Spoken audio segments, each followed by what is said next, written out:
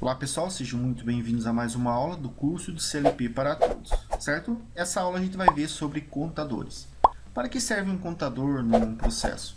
Para contar determinado item. Um exemplo, uma esteira que está passando caixas e ela precisa parar quando houver a contagem, houver a passagem de 5 caixas. Esse é um exemplo, a grosso modo, que eu estou dando para vocês. Existem uma infinidade de itens que a gente pode utilizar os contadores na programação, certo? Vamos lá então? Estamos com a plataforma aberta e já temos uma lógica para a entrada 1 acionar o contador 1. O contador ele é a nomenclatura C. Então aqui C01 seria o contador 1. O clique 02 ele possui 31 contadores, certo? Então a gente pode utilizar 31 contadores. E esses contadores têm modos diferenciados que a gente pode utilizar. Cada contador a gente pode utilizar para diversos modos, entenderam? Então vamos lá, vamos começar a conhecê-los. Nessa lógica de programação, quando essa bobina for acionada, ela vai acionar o contato acionando o Q1, só para a gente visualizar o funcionamento. Então aqui a gente seleciona qual contador a gente vai usar, né? Então a gente sempre inicia começando pelo 1, 2, 3 tal. Conforme vai usando, vai acrescentando o número de um contador diferente, certo? Função modo 0, ele é que nem o modo 0 do temporizador, ele funciona como uma memória interna, certo? Quando a bobina é acionada, ele aciona os contatos. Os abertos abrem e os fechados. Os abertos fecham e os fechados abrem. Então, esse aqui, se faltar alguma memória, que é muito difícil num programa, vocês podem estar utilizando um contador desse como memória auxiliar. Contador de modo 1. Então, quando o seu recebe o sinal, o pulso, ele vai recebendo uma contagem, vai memorizando uma contagem, certo? Quando ela chega nesse valor que a gente predetermina aqui, ó, ela aciona a bobina que comuta os contatos, certo?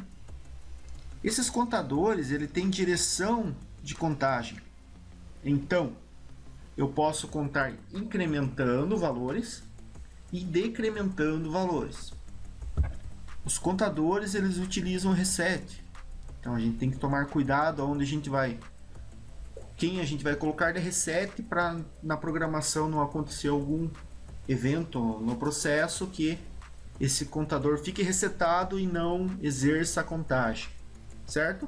Aqui a gente tem o gráfico de funcionamento dele, né? Então ele vai recebendo pulso, conforme a contagem ele aciona a sua saída, certo? Aqui a gente tem a direção foi comutada aqui.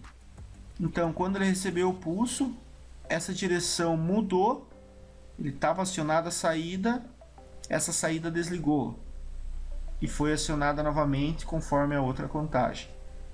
Quando recebeu o reset, ela saiu. Então, esse aqui ele pode se tornar um pouco confuso. A melhor forma de entender é simulando. Então, vamos lá? Então, estamos aqui com um contador. A entrada 1, ela vai mandar o pulso para o contador, ele já começa a incrementar. Cada pulso, ele incrementa. Lembra que eu falei que tem um sentido de direção? Ele está incrementando valores. Se a gente pressionar a entrada 2, que foi configurada para mudança de sentido de contagem, o que vai acontecer? Ele vai decrementar. E quando chegar em 0, quando ele está decrementando, ele aciona a bobina. Tranquilo? Quando a gente mudar o sentido de giro, se ele estiver em 0, ele desliga a bobina e vai acionar a bobina somente quando chegar no valor que a gente predeterminou ali, que é o 5. Certo? Ele vai desligar essa bobina quando eu vir e mudar o sentido de giro, ou quando for resetado. Então a gente tem o reset aqui, certo? O reset, ele zera a contagem. O sentido de giro, ele só muda o sentido de giro e cada pulso ele vai, se ele estava incrementando, ele vai decrementar. Se ele estava decrementando, ele vai incrementar. Ele só inverte a contagem, a forma de contar.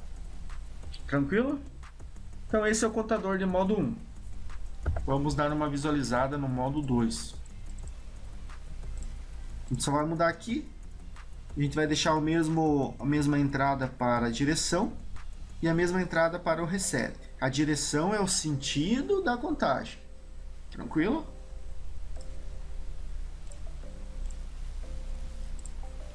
Então vamos ver como é que ele vai se comportar.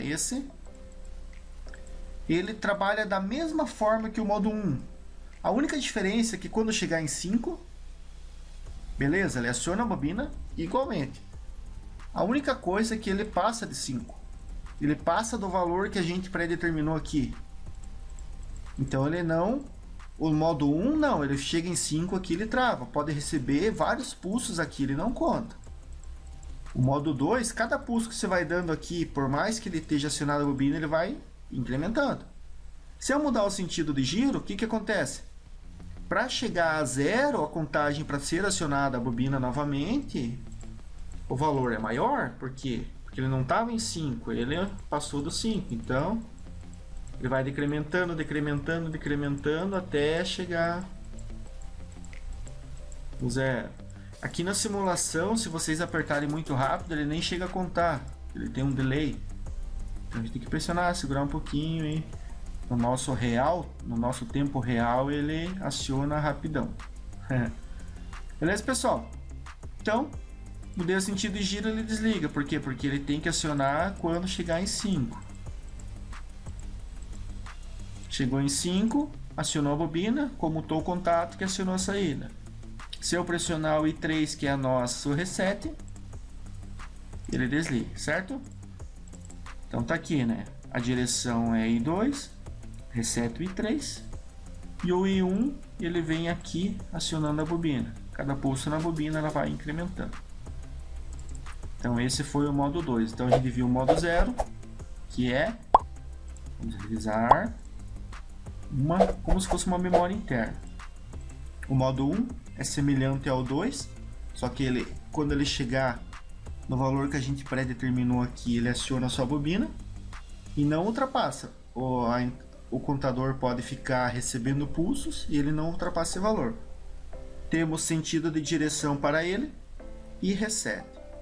E o modo 2, o que muda é que quando ele chegar em 5, se ele estiver incrementando, chega a 5, e se ele continuar recebendo pulso, o contador ele vai incrementando cada vez mais. Então temos que tomar cuidado e conhecer a característica de cada contador.